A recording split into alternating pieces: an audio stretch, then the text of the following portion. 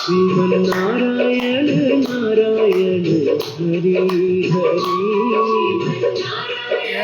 नारायण हरि हरि। तेरी लीला सबसे न्यारी हरि हरि हरि।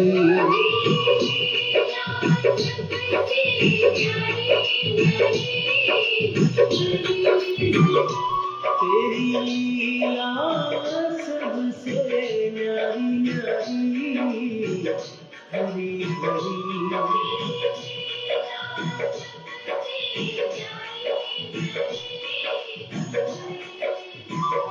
श्रीमन्नारायण नारायण हरि हरि, जय जय नारायण नारायण हरि हरि।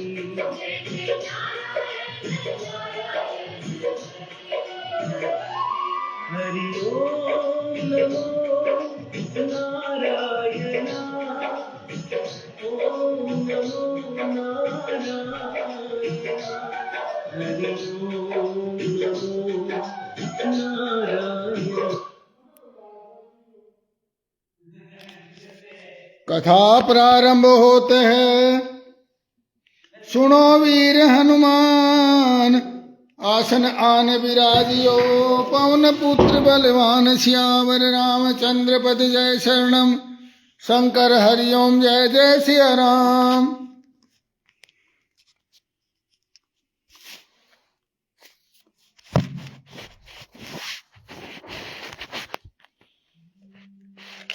मंगल भवन मंगलहारी, त्रिभुवन सुरथ अजिर बिहारी, दीन दयाल विरद संभारी, हरहु नाथ मम संकट भारी।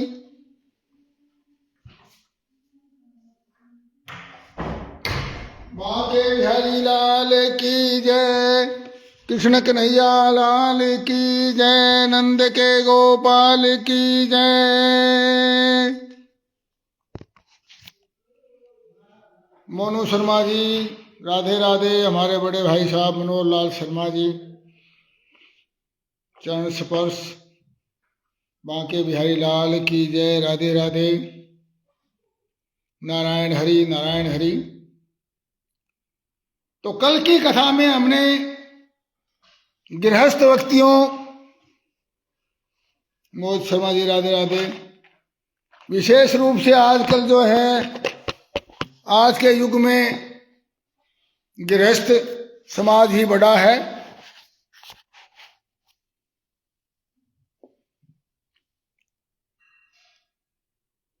कथा सुनने वाले ज्यादातर लोग गृहस्थी व्यक्ति ही हैं, क्योंकि वानप्रस्थ और संन्यास आश्रम और ब्रह्मचर्य आश्रम आजकल उतने सशक्त नहीं रहे कलयुग में। तो कल की कथा में और परसों से हम गृहस्थी व्यक्तियों के सदाचार, और कल हमने गृहस्थी व्यक्ति मोक्ष कैसे प्राप्त करे,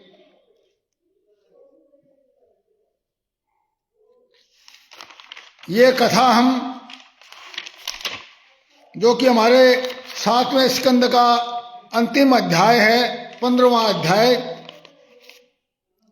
ये बहुत गूढ़ है और इसको आज हम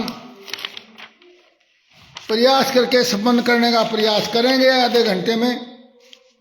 कल तो नहीं हो पाया, क्योंकि इसमें शब्द और उनके भावार्थ, कठिन कठिन भावार्थ, जिनको समझ में आना मेरे जैसे व्यक्ति के तो बस की बात ही नहीं है। मैं कोई प्रवचनकार कथाकार, मैंने पहले ही कहा कि मैं नहीं हूं। मैं एक साधारण आप जैसे ही व्यक्ति हूं, इसको पढ़ रहा हूं और समझने का प्रयास कर रहा हूं। यह मनुष्य शरीर रूपी रथ जब तक अपने वश में है, इसके इंद्रिय मन आदि सारे साधन अच्छी दशा में विद्यमान हैं, तभी तक श्री गुरुदेव के चरण कमलों की सेवा पूजा से शान से धराए हुई ज्ञान की तीखी तलवार लेकर भगवान के आश्रय से इन शत्रुओं का नाश करके अपने स्वराज्य सिंहासन पर विराजमान हो जाए। जब तक हाड़ पैर चले अपनी देसी भाषा में हम बोलते हैं, जब तक हाथ पैर हिले, हाथ पैर हाथ पैर चल रहे हैं तब तक, और शरीर इतना अस्वस्थ न हो जाए कि हम कुछ ही न कर सकें, उससे पहले पहले जब तक हमारी इंद्रियां और मन हमारा ठीक ठीक स्थिति में हमारे, हम उनको चला सकते हो स्थिति में है तब तक ही, और महापुरुषों की सेवा, गुरु की सेवा आराधना से और भगवान की कृपा से प्राप्त हुई, हमें ज्ञान मिला, जिससे भगवान की कृपा होने पर हमें धन दौलत नहीं प्राप्त होता, हमें ज्ञान प्राप्त होता है।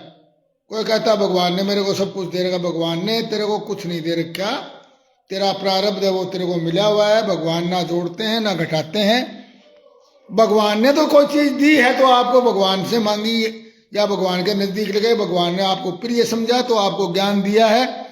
आत्मज्ञान ही भगवान के द्वारा दिया हुआ वास्तविक संपत्ति धन है।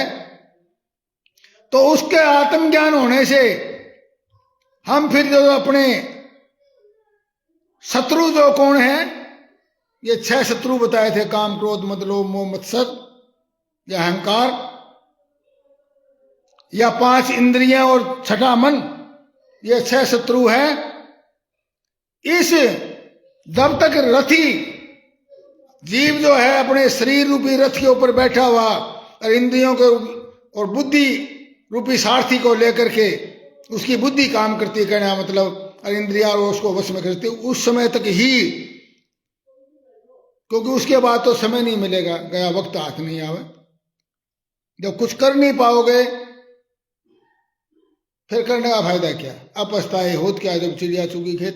तो कह रहे हैं जब तक अपना हाथ पैर हाल है भाई, जब तक मन बुद्धि काम कर रही है आपकी, इतने तक ही बुद्धिमान मनुष्य को चाहिए कि अत्यंत अपने स्वराज्य सिंहासन पर, अपने आप पर स्वराज्य, अपने आप पर आत्मनियंत्रण का करना ही स्वराज्य है, स्वराज्य सिंहासन पर विराजमान हो जाए और फिर अत्यंत शांत भाव से शरीर का भी परित्याग कर दे। शरीर का परित्याग एक तो बिल्कुल इस समय बिल्कुल परित्याग है, वो तो हमारे हाथ में नहीं, वो तो समय आएगा जब, परंतु तो शरीर का मोह का परित्याग कर दे, शरीर के प्रति मोह। नहीं तो तनिक भी आलस्य होने पर, तनिक भी प्रमाद होने पर ये इंद्रिय रूपी दुष्ट घोड़े, इंद्रिय रूपी दुष्ट घोड़े और उनसे मित्रता रखने वाला बुद्धि रूपी सारथी, घोड़ों से मित्रता रखता सारथी, सारथी कौन, हमारी बुद्धि है। रथ के स्वामी, रथ का स्वामी कौन है, जीव है जो उस रथ पर बैठा है। रथ ये श्री रमेश जांगड़ा जी, राधे राधे। रथ के स्वामी जीव को उल्टे रास्ते पर ले जा करके विषय रूपी लुटेरों के हाथों में डाल देंगे, डाकू चोर लुटेरों के हाथ में डाल देंगे, और वे डाकू सारथी और घोड़ों के सहित इस जीव को मृत्यु से अत्यंत भावने घोर अंधकार में कुएं में गिरा देंगे। मृत्यु रूपी अंधकार रूपी घोड़े में कुएं में गिरा देंगे। वो वैदिक कर्म 2 प्रकार के बताए। एक तो वो जो वृत्तियों को विषय की ओर ले जाते हैं। विषय क्या है, इंद्रियों के जो स्वाद हैं, इंद्रियों के जो विषय हैं, आंखों का विषय दृश्य, जीव का विषय स्वाद बताए थे, जो विषय हैं 5 इंद्रियों के 5 ही विषय हैं। वैदिक कर्म 2 प्रकार के हैं, वैदिक कर्म भी 2 प्रकार के हैं।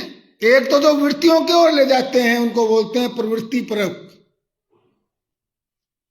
और एक जो वृत्तियों को उनके विषयों की ओर से लौटा करके शांत और आत्म साक्षात्कार के योग्य बना देते हैं, वो है निवृत्ति परक। वेद में भी 2 रास्ते हैं, प्रवृत्ति परक और निवृत्ति परक। प्रवृत्ति परक कर्म मार्ग से बार बार जन्म मृत्यु की प्राप्ति होती है, यह स्वाभाविक प्रवृत्ति है, प्रवृत्ति परक हो गया। कर्मों में प्रवृत्ति करोगे तो बार बार जन्म मृत्यु के चक्कर में फंसना पड़ेगा। और निवृत्ति परक यानी भक्ति मार्ग या ज्ञान मार्ग जिसको कहते हैं, उसके द्वारा परमात्मा की प्राप्ति होती है। सेन यागा आदि हिंसा में कर्म, सेन यागा आदि क्या होता है, सेन याग होता है अपने शत्रु को विनाश करने के लिए मारक यज्ञ, शिकार करने, शत्रु का शिकार करने का अनुष्ठान हिंसा है वास्तव में। शयन याग आदि हिंसा में कर्म, अग्निहोत्र, दर्शन, पूर्णमास, चातुर्मास्य, पशुयाग, पशुओं की बलि, सोमयाग, सोमरस यज्ञ, वैश्वदेव बलि, वैश्वदेव होता है 5 तरह की। हम सुबह सुबह भोजन में से करते हैं तो उसमें पहली जो होती है वो बलि दी जाती है अग्नि में, बलि वैश्वदेव। बलिहरण आदि द्रव्य कर्म इष्ट कहलाते हैं। ये जो द्रव्य कर्म है इसको इष्ट कहते हैं। और मंदिर बनवाना, देवालय, बगीचा, कुआ आदि बनवाना, प्याऊ आदि लगाना पूर्त कर्म है, यानी पुण्य कर्म कह दो, पूर्त कर्म कह लो, पूर्ति कर्म कह लो, पूरा करने वाला। भी कभी पूरी कोई सेवा में कमी रही उसको पूरा करने, ये सभी कर्म वास्तव में प्रवृत्ति परक हैं। प्रवृत्ति है कि मैं फलाना, बलदेव समाधि राधे राधे, मैं फलाना काम करूंगा, फलाना प्याऊ लगाऊंगा तो मुझे पुण्य मिलेगा, मेरे पूर्वजों को पुण्य मिलेगा। इस भाव से जो कर्म करते हैं ये प्रवृत्ति परक कर्म ही है वास्तव में। और सकाम भाव से युक्त होने पर अशांति के कारण ही बनते। यदि ये कामना के लिए हम करते हैं कि ये करूंगा तो मुझे ये फल प्राप्त होगा, इस भावना से हम करते हैं तो ये अशांति के कारण बनते हैं। प्रवृत्ति परायण पुरुष मरने पर चरु, प्रोडोस आदि यज्ञ संबंधी द्रव्यों के सूक्ष्म भाव से बना हुआ शरीर धारण करके और धूमाभिमानी देवताओं के पास जाता है। धुआं बन करके यज्ञ में आहुति डालेंगे, जल का छींटा भी देंगे, वो भी ऊपर ही जाता है। देखा होगा कभी, जल को डालते तो वो अग्नि और ऊपर उठती है, और उसमें आहुति डालते हैं तो अग्नि उठकर धुआं बनता है। तो धूमाभिमानी देवताओं के पास जाता है। फिर क्रम से रात्रि कृष्ण पक्ष दक्षिणायन के अभिमानी देवताओं के पास जाकर चंद्रलोक में पहुंचता है, और वहां से भोग समाप्त होने पर अमावस्या के चंद्रमा के समान क्षीण होकर वृष्टि के द्वारा, बरसात के द्वारा क्रम से औषधि, लता, अन्न, वीर्य के रूप में परिणित होकर पृथ्वीयान मार्ग से पुनः संसार में जन्म ले लेता है। यही तो कहा गया है कि यज्ञ से वृष्टि होती है, वो यही है। यज्ञ करेंगे तो कर्म ऊपर उठ करके ऊपर जाएंगे, फिर वो वृक्ष पानी बनकर नीचे आएगा, फिर वो लता, बेल, औषधि, अन्न, और उसको खाएंगे तो फिर अन्न को खाएंगे तो वीर्य बढ़ेगा पुरुष के उस शरीर में, और वीर्य से वो माता के गर्भ में जाकर के पितृयान मार्ग से पुनः संसार में जन्म ले लेता है। बांके बिहारी लाल की। युधिष्ठिर गर्भाधान से लेकर अंत्येष्टि पर्यंत संपूर्ण संस्कार जिनके होते हैं, जिनके 16 के 16 संस्कार होते हैं, उनको द्विज कहते हैं। उनमें से कुछ तो प्रवृत्ति मार्ग का अनुष्ठान करते हैं और कुछ आगे कहे जाने वाले निवृत्ति मार्ग का अनुष्ठान करते हैं। कुछ उन 16 में से कुछ प्रवृत्ति मार्ग के हैं, कुछ निवृत्ति मार्ग के। निवृत्ति प्राण पुरुष, अब देखो कर्म तो निवृत्तिमान और प्रवृत्तिमान दोनों ही करते हैं, और इसलिए 2 तरह के पुरुष हैं, 2 तरह के लोग हैं, निवृत्ति परक और प्रवृत्ति परक। तो निवृत्ति परक जो प्राण जो पुरुष हैं वो इष्ट, जो मैंने कर्म बताए थे अनुष्ठान वगैरह, उनको इष्ट बोलते हैं। और जो देवालय वगैरह बनाने थे, बगीचे वगैरह लगाने, प्याऊ लगाने वाले, तो वो पूर्त कर्म वो भी करते हैं, परंतु उनको इन कर्मों से होने वाले समस्त यज्ञों को विषयों के ज्ञान करने वाली इंद्रियों में हवन कर देता है। इच्छाओं को भी हवन कर देता है। इंद्रियों को में हवन करने का मतलब अपनी इच्छाओं को हवन कर देता है, इनकी इच्छा नहीं करता फल की। इंद्रियों को दर्शन आदि संकल्पों के रूप में वैकारिक मन को परावाणी में, और परावाणी को वर्ण समुदाय में, और वर्ण समुदाय को ए ऊ में यानी ओम 3 स्वरों में रहने वाले ओंकार में, और ओंकार के बाद फिर ओंकार को बिंदु में ओम, ये ओंकार हो गया। ओंकार भी नहीं बोल करके बिंदु बोला जाए, तो ओंकार को बिंदु में और बिंदु को फिर नाद में, नाद उससे भी चुप हो जाएगी, और नाद को सूत्र आत्मा रूप प्राणों में और प्राणों को ब्रह्म में लीन करके देता है। वह निवृत्ति विशिष्ट ज्ञानी क्रम से अग्नि, सूर्य, दिन, सायकाल, शुक्ल पक्ष, पूर्णमासी और उत्तरायण के मानी देवताओं के पास जाकर फिर ब्रह्मलोक में पहुंचता है, और वहां के भोग समाप्त होने पर स्थूलोपाधिक विश्व अपनी स्थूल उपाधि को सूक्ष्म में लीन करके सूक्ष्म उपाधिक तेजस हो जाता है, और फिर उस सूक्ष्म उपाधि को भी ले करके कारण उपाधि में प्राज्ञ रूप से स्थित हो जाता है, और फिर साक्षी रूप से सर्वत्र अनुगत होने के कारण, साक्षी और साक्ष्य भाव में आने के कारण साक्षी के इस रूप में कारण पव आदि का ले करके तुरीय अवस्था में स्थित हो जाता है। इस प्रकार दृश्यों का लय हो जाने पर फिर दृश्य जगत समाप्त हो जाता है, वह शुद्ध आत्मा ही रह जाता है जो कि दिखाई नहीं देती, अदृश्य है। यही मोक्ष पद है। बांके बिहारी लाल की जय। ये ऐसी सीढ़ियां हैं कठिन, इसे देवयान मार्ग कहते हैं।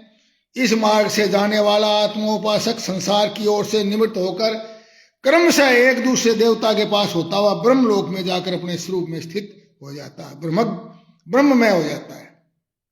इसी को मोक्ष बोलते हैं। वह प्रवृत्ति मार्गी के समान फिर जन्म मृत्यु के चक्कर में नहीं पड़ता।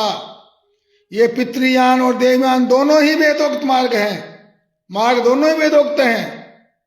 कुछ लोग मोक्ष नहीं चाहते, कहते बार बार प्रभु हमें सेवा का मौका दीजिए, हम बार बार सेवा करते रहें, इसी जन्म मनुष्य जन्म में रहें और सेवा करते रहें हर बार, हमें मोक्ष भी नहीं चाहिए, सिर्फ आपका सानिध्य चाहिए, आपका आशीर्वाद चाहिए। ऐसे लोग भी हैं। तो ये दोनों मार्ग जो हैं वेदोक्त हैं, चाहे वो जन्म मृत्यु के चक्कर में पड़े रहना हो और चाहे वो निवृत्ति मार्ग हो। जो शास्त्रीय दृष्टि से इस तत्व इसको जान लेता है, वो इस शरीर में रहते हुए भी इस शरीर में मोहित नहीं होता।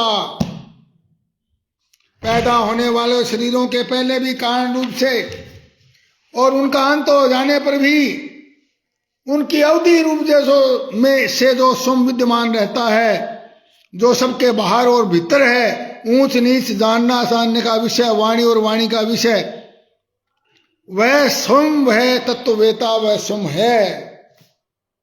ब्रह्मांड ब्रह्मवीर ब्रह्मग्नो ब्रह्मणाहुतम ब्रह्मैवतेन गंतव्यम ब्रह्म कर्म समाधि। सब कुछ वही है, वही हवन सामग्री है, वही अग्नि है, वही हवन करने वाला है, वही आहुति देने वाला है, वही और आहुतियां जिसको प्राप्त हो रही है वो भी वही है, वो तत्ववेता ही है। इसी से मोह उसका स्पर्श नहीं कर सकता, मोह उसको लगता नहीं, यह मेरा है, प्राय अयम निज प्रावेति गणना लघु चेत शाम।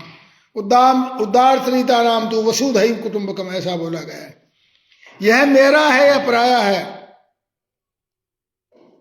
अयम निज परा, ये निज है ये परा है, ये मेरा है ये दूसरे का है। गणना लघु चेतसाम, ऐसी गिनती लघु छोटे मन वाले लोग करते हैं, ना समझ लोग करते हैं। उद्धार चरिता नाम तो विशाल हृदय वालों के लिए तो वसुधैव कुटुंबकम है, ये सारा विश्व वसुधैव यानी सारी पृथ्वी ही परिवार है। आत्मवत् सर्वभूतेषु, ये वो विचार है। तो उसमें मोह नहीं आएगा ऐसा समझने वाले में। दर्पण में आदि में दिखने वाला प्रतिबिंब विचार और युक्ति से बाधित है, उसका उनमें अस्तित्व नहीं है। वास्तव में ऐसा विचार है कि हमें दिखाई दे रहे हैं प्रतिबिंब। तो युक्ति दर्पण है, उसको देखने की युक्ति क्या है? प्रतिबिंब को दर्पण है, और जो हम देख रहे हैं वो विचार है, उसका अस्तित्व तो कहीं नहीं है ना। फिर भी वह वस्तु के रूप में तो दिखाई देता है, वैसे ही इंद्रियों के द्वारा दिखने वाला वस्तुओं का भेदभाव भी विचार, युक्ति और आत्म अनुभव से असंभव होने के कारण वस्तुतः न होने पर भी सत्य सा दिखाई देता है। बांके बिहारी लाल की जय। दर्पण में सामने हम बैठ के बोलते भी सुने दिखेंगे, हिलते भी दिखेंगे सारी बात, परंतु वो है दर्पण में हम हैं क्या? वो एक विचार मात्र, अनुभव मात्र, आभास मात्र। पृथ्वी आदि पंचभूतों से इस शरीर का निर्माण नहीं हुआ है। वास्तविक दृष्टि से देखा जाए ना तो ये शरीर पंचभूतों का संगठन है, संघात है, और ना ही उसका विकार है और ना ही उसका परिणाम है, क्योंकि यह अपने अवयवों से न तो पृथक है और न उनके अंदर है, अतएव झूठा है। इसी प्रकार शरीर के कारण रूप पंचभूत भी, पांचों तत्व भी अवयवी होने के कारण अपने अवयवों से अलग नहीं, भिन्न नहीं, अवयव रूप ही है, उनके अंग रूप ही है। जब बहुत खोजबीन करने पर भी इन अवयवों के अतिरिक्त अवयवी का अस्तित्व नहीं मिलता। किसके अवयव, किसके अंग है? ये पंचभूत है, वो तो मिलता नहीं। कहाँ है? जब अब ये नहीं मिलता तो सारा अपने आप ही असत्य साबित हो ही जाता है, सिद्धि हो जाता है कि असत्य सारा। जब तक अज्ञान के कारण एक परम तत्व में अनेक वस्तुओं के भेद मालूम पड़ते हैं, तब तक यह भ्रम भी रहता है कि जो वस्तुएं पहले थी वो अब भी हैं। स्वप्न में जिस प्रकार जागृत, स्वप्न आदि अवस्थाओं के अलग अलग अनुभव होते हैं और उनमें भी विधि निषेध के शास्त्र रहते हैं, वैसे ही इन भिन्नताओं के अस्तित्व, जो अलग अलग भिन्नताएं हैं, इनके अस्तित्व का मोह बना हुआ है। जो विचारशील पुरुष स्वानुभूति से आत्मा के त्रिविध अद्वैत का साक्षात्कार करते हैं, वे जागृत, स्वप्न, सुषुप्ति, दृष्टा, दर्शन और दृश्य के भेद स्वरूप स्वप्न को मिटा देते हैं। ये अद्वैत तीन प्रकार के हैं: भावाद्वैत, क्रियाद्वैत और द्रव्याद्वैत। अद्वैत यानी द्वैत से, द्वैत होता है दो, समझना, मैं और परमात्मा अलग अलग हैं, दो है। और अद्वैत सो अहम, वो है वही मैं हूं। तो ये अद्वैत तीन प्रकार के होते हैं। भावाद्वैत, भावना से, भाव से अद्वैत होना, भाव से एक ही होना परमात्मा में। क्रियाद्वैत, क्रिया से भी एक ही होना कि जो मैं क्रिया कर रहा हूं वो परमात्मा तत्व ही क्रिया कर रहा है। और द्रव्याद्वैत यानी द्रव्यों के अंदर जो हम द्रव्यों से व्यापार करते हैं, खेलते हैं, कार्य करते हैं, उनसे अद्वैत। जैसे वस्त्र सूत रूपी होता है, वस्त्र में सूत ही होता है, धागा, वैसे ही कार्य भी कारण मात्र ही है, क्योंकि भेद तो वास्तव में है ही नहीं। कपड़ा और सूत में भेद क्या है? धागा और कपड़े में क्या भेद है? धागों से कपड़ा बना हुआ है, कपड़े में धागे हैं। इसी प्रकार एकता का विचार, सबकी एकता का विचार भावाद्वैत है। ऐसी भावना करना, इसको भाव अद्वैत बोलते हैं, भावाद्वैत। युधिष्ठिर, मन, वाणी और शरीर से होने वाले सब कर्म ब्रह्म परमात्मा में ही हो रहे हैं और उसी में अध्यस्त है। इसलिए समस्त कर्मों को भगवान को समर्पित कर देना कि तो भगवान ही कर्म कर रहा है, भगवान के ही कर्म है, इसको क्रियाद्वैत बोलते हैं। और स्त्री, पुत्र आदि सगे संबंधी संसार के अनस समस्त प्राणियों के और अपने स्वार्थ और भोग, जो हम भोग करते हैं पदार्थों के, उनमें अपने और पराये का भेद नहीं है। इस प्रकार का विचार द्रव्याद्वैत है। जो दूसरे है वो ही हम है। दूसरे द्रव्यों में जो परमात्मा तत्व वही हम में है, तो वो द्रव्य भी हमारे से अलग नहीं है। तो ये द्रव्य अद्वैत हो गया। युधिष्ठिर, जिस पुरुष के लिए जिस द्रव्य को जिस समय जिस उपाय से ग्रहण करना, जिस पुरुष के लिए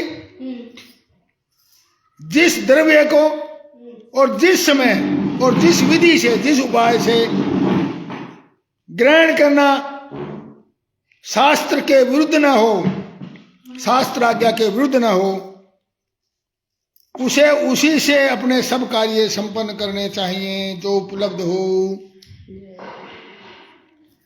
और आपत्ति काल को छोड़कर इसे अन्यथा नहीं करना चाहिए। जो द्रव्य जिसके लिए बना है, जिस समय के लिए बना है, जिस उपाय से लेना चाहिए उस उपाय से। प्रवीण भारद्वाज जी राधे राधे।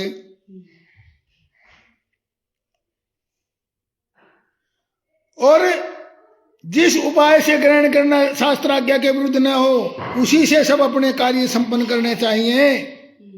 आपत्ति काल को छोड़कर इससे अन्यथा नहीं करना चाहिए। महाराज भगत मनुष्य वेद में कहे हुए इन कर्मों के तथा अन्य अन्य सब कर्मों के अनुष्ठान में से और घर में रहते हुए भी, विजय शर्मा जी राधे राधे। नारायण हरि नारायण हरि। आप तो खुद भगवत भक्त हैं। घर में रहते हुए श्री कृष्ण की गति को प्राप्त करता है। यही अनुष्ठान सबसे बड़ा है, जो जिसमें मिला हुआ यानी संतुष्टि से उसी में काम चलाना, ये सबसे बड़ा अनुष्ठान है। जो परमात्मा ने हमें दे दिया और दे नहीं दिया, जो हमारे प्रारब्ध से हमें उपलब्ध है। युधिष्ठिर, जैसे तुम अपने स्वामी श्री कृष्ण की कृपा और सहायता से बड़ी बड़ी कठिन विपत्तियों से पार हो गए हो, उन्हीं के चरण कमलों की सेवा से समस्त भूमंडल को जीत कर तुमने बड़े बड़े राजसी आदि एक किए।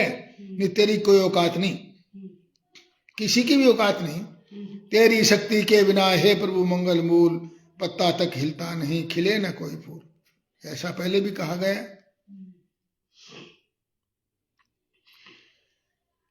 पूर्व जन्म में, पिछले महाकल्प में मैं एक गंधर्व था। महाराज जी बता रहे हैं युधिष्ठिर को कि पूर्व जन्म में जो पहला महाकल्प था, इसमें मैं एक गंधर्व था। मेरा नाम उपवर्षण, और गंधर्वों में मेरा बड़ा सम्मान था। उनको सारे अपनी याद रहती नारद जी को। मेरी सुंदरता, सुकुमारता और मधुरता अपूर्व थी। बहुत बढ़िया सुंदर मैं, मेरे शरीर में से सुगंधी निकला करती, देखने में बहुत अच्छा लगता। स्त्रियां मुझसे बहुत प्रेम करती और मैं हमेशा प्रमाद में अत्यंत विलासी था। एक बार देवताओं के यहाँ ज्ञान सत्र हुआ, उसमें बड़े बड़े प्रजापति आए भगवान की लीला का गान करने के लिए। उन लोगों ने गंधर्व और अप्सराओं को बुलाया था। मैं जानता था कि वो संतों का समाज है और भगवान की लीला का गान होता है, फिर भी मैं स्त्रियों के साथ गान करता हुआ, लौकिक गान करता हुआ उन्मत्त की तरह वहां जा पहुंचा, पागलों की तरह। देवताओं ने बोला कि सोचा कि हम लोगों का अनादर कर रहा है, इसलिए उन्होंने अपनी शक्ति से श्राप दे दिया, तुम जाओ, सौंदर्य संपत्ति आदि नष्ट हो जाए, तुम शीघ्र ही शूद्र हो जाओ। अब ये देखिए कैसे जन्म होते हैं अगले। शूद्र योनि क्यों मिली?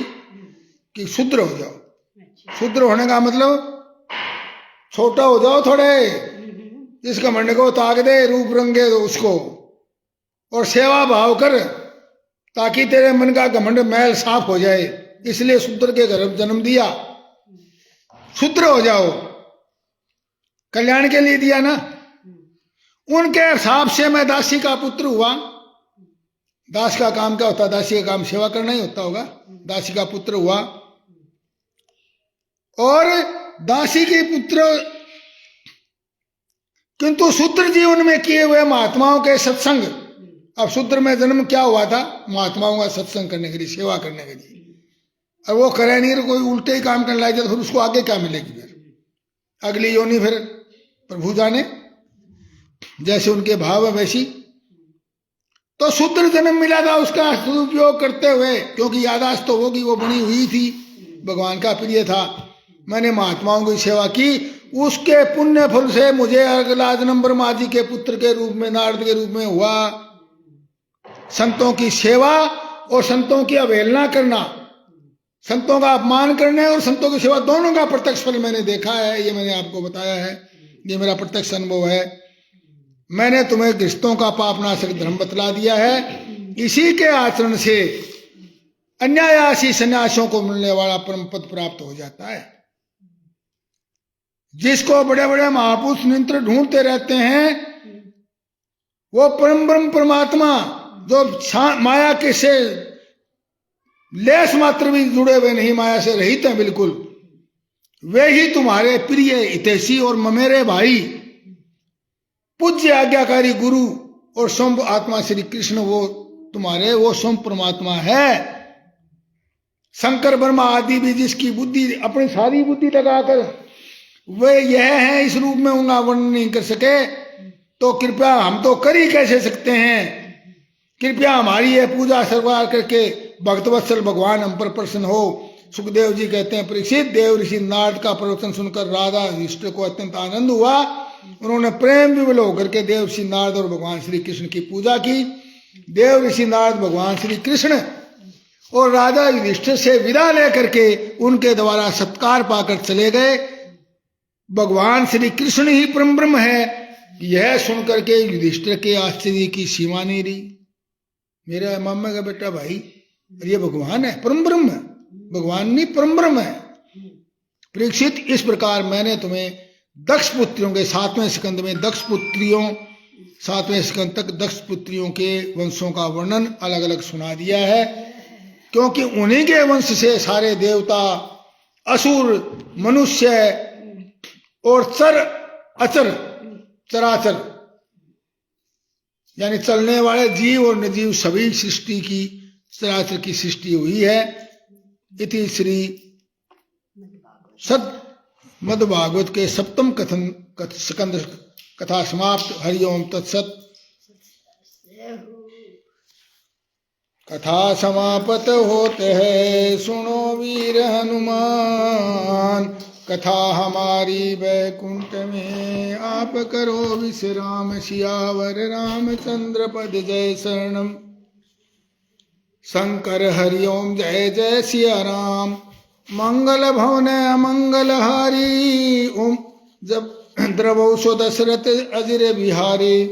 दीन दयाल विरद संभारी, हरहु नाथ मम संकट भारी। जय सिया राम जय जय सिया राम, जय सिया राम जय जय हनुमान। बांके बिहारी लाल की जय, कृष्ण कन्हैया लाल की जय। तो मैं समझता हूँ ये जो 15वां अध्याय था कि गृहस्थ व्यक्ति घर में रहते हुए ही, गृहस्थ आश्रम में रहते हुए ही, बिना संन्यास बिना वानप्रस्थ के औपचारिक वेश को धारण किए बिना कैसे अपना मोक्ष प्राप्त कर सकता है। और मोक्ष नहीं तो प्रवृत्ति पर जीवन भी, वो भी सात्विक जीवन जी सकता है।